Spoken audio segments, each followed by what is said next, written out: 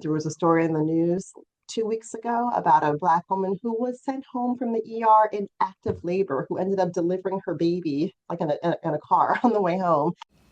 Dying to be heard. Black women, medical racism, and the fight for bodily autonomy. A Spelman documentary by Sloan Corte and Cindy Reynolds. These statistics are two of thousands as to why we are doing this documentary. Introduction. America, the melting pot, the land of the free and home of the brave, the place where all have the opportunity to succeed.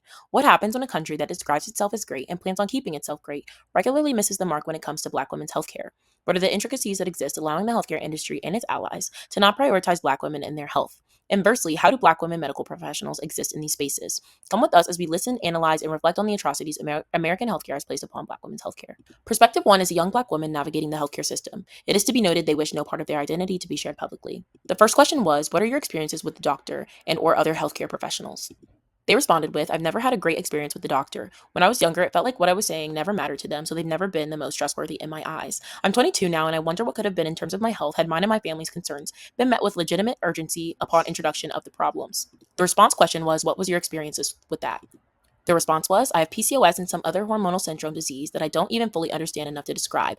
I was officially diagnosed at 16 after my younger sister got her period before I had. Despite concern voiced to my healthcare professionals, my puberty seemed almost incomplete, and it was difficult to deal with growing up because I fell behind everyone else. The response was, PCOS, that's a huge diagnosis. How did you navigate that? They responded saying it was and still is really hard. When I started puberty, doctors only cared about my weight, if I'm being honest. Maybe it was the over and under concentration of hormones, but the lines of gender started to get blurred for me, so there was a chaotic mix of questioning. Am I a girl? Why don't I feel like a girl? Maybe all of this is what caused my mental health to deteriorate, and when it was time to go on antidepressants, I found out my primary care doctor had suggested I go on a medication specifically because of a side effect that would curb my appetite. You can imagine how underinclined I was to take that medicine. The irony of everyone caring so much about my being overweight is that maybe when we originally raised red flags about my other problems that weren't necessarily on the exterior, they would have been able to do more preventative care. Now I'm concerned over diabetes, and it all just feels like someone keeps moving the finish line farther and farther away from me. The response was, you mentioned struggling with gender. If you don't mind me asking, do you think that has played a role in your experiences? The response was, absolutely. PCOS is a huge slap in the face. At least my symptoms of PCOS are. I grow a beard on my chin, it's hard for my body to look and feel womanly, and I don't have a period. I have all of these things going on that other women don't have, so I don't know. My experiences of womanhood feel limited. There's a hormone treatment that I would greatly benefit from, but because the state I receive care in has relatively new regulations on hormone treatment, I can't be prescribed it right now. My doctors say that administrative regulations have changed in the past year and are pushing to limit hormone treatments. And even if these regulations change, insurance might not cover everything. For now, my doctors have me throwing away money and time on useless birth controls and my doctor's appointments that pose no success in solving my problem. All of this has made me feel nothing but discouraged and stuck. Reflection.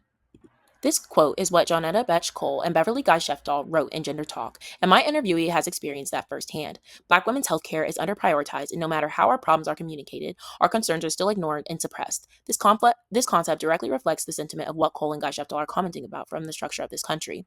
From a young age, the interviewee struggled with hormonal problems that were introduced at doctor's appointments, but were never met with prioritization or direct care. Brutalization doesn't just have to be excessive force from police officers or hanging our bodies in trees. It can be signing a death certificate of a woman because a doctor didn't listen to her 10 years prior. Limitations on hormone treatment are also alarming as they reflect a problem that the government has with the gender affirming treatment of transgender people, which has become so rigid that affects people who are not even transgender.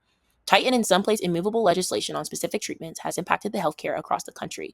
Gender GP writes that there's an incredible need to make gender affirming care more accessible, not just for the sake of trans people, but for all people, as these treatments are not specific to any one demographic of people. These healthcare limitations became this rigid in the 1980s and have only grown more severe since then.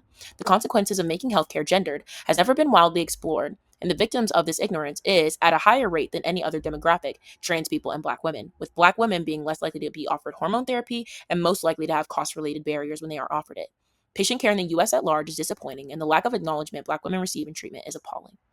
These statistics go to show that the system needs refining. A great country is not truly great if any healthcare isn't actually prioritizing everyone's health.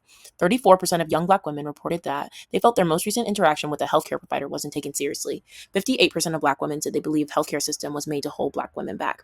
Real change will require the acknowledgement of what has been done, rebuilding the trust that has been betrayed, and transforming the system that got us to this point. My name is Dana Sloan. I am the chief of gastroenterology at MedStar Franklin Square Medical Center in Baltimore. I was exposed to medicine at a very early age, and was interested. I think my decision crystallized when I was 11. We woke up on my brother's birthday, and my younger brother had passed away in his sleep.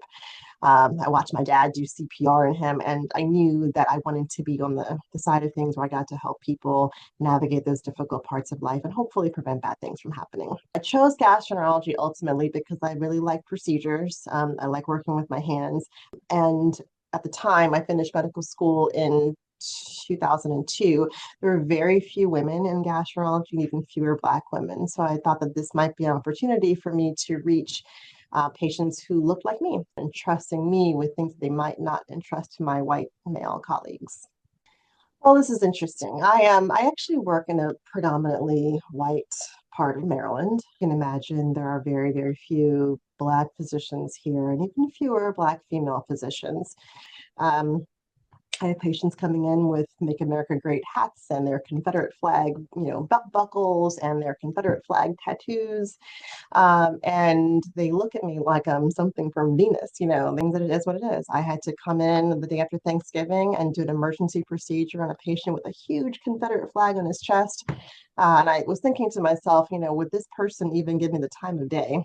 I have been mistaken as the dietitian, as the janitor, as the you name it. But again, I think it can be difficult for patients to you know conceptualize that the person in charge in the room is actually a Black woman. That I've also been asked innumerable times over the years how old I am, or where I got my training. And I've actually gotten to the point now where I decline to answer most of the time. I have actually countered to patients, like, would you ask an older Caucasian physician that same question? When I came back from my from maternity leave when my son was born, my fellows were trading texts about me. We had text, pages back in the day about how I was a dirtbag for going out on maternity leave and how I never should have been allowed to finish fellowship. I came back from when my third child was born. I had 3 children under age 6. I was asked how my vacation was.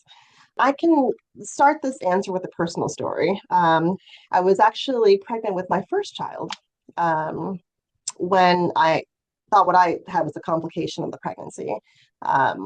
I was on high alert that entire pregnancy because it was my first. Something happened called losing your mucus plug, and it happened early. It happened, I was not full term. So I called my obstetrician. She didn't answer. One of her colleagues did. I think it was like Friday evening, and I was immediately dismissed. And within 48 hours, I was in preterm labor with my first child. And in my mind, I was furious because, you dismissed me 48 hours ago. And here I come into the hospital in labor. They can't stop it. Now I have a preemie on my hands. Last question for you. How do you advocate for yourself and patients in moments where bias is evident? I think that addressing with and managing bias starts with you recognizing your own. I love getting asked, let me speak to the manager, and I tell them, well, that's me. I love modifying bias by being able to offer a high quality of care. There's nothing that shuts down ignorance and bias more quickly than professionalism. And when you demonstrate respect for others, colleagues and patients alike, it's very difficult for bias to survive in that kind of oxygen. And that The medical industry isn't malfunctioning, it is functioning exactly as it was designed. A design shaped by racism, patriarchy, and a long history of deciding whose bodies are worthy of care and who's permissible to serve them. For Black women, this design has meant generations of dismissal, neglect, and dehumanization. Because the Black body has always been politicized, studied, controlled, exploited, and feared, Black women's health has never existed outside of power. And when the bodies under scrutiny are Black women's bodies, gender and race collide in ways that shape everything. How we are treated as patients and how we are undermined as doctors. This documentary wasn't just about medicine. It was about who is granted full humanity in a system that still struggles to recognize Black women as credible, as knowledgeable, and as worthy of care.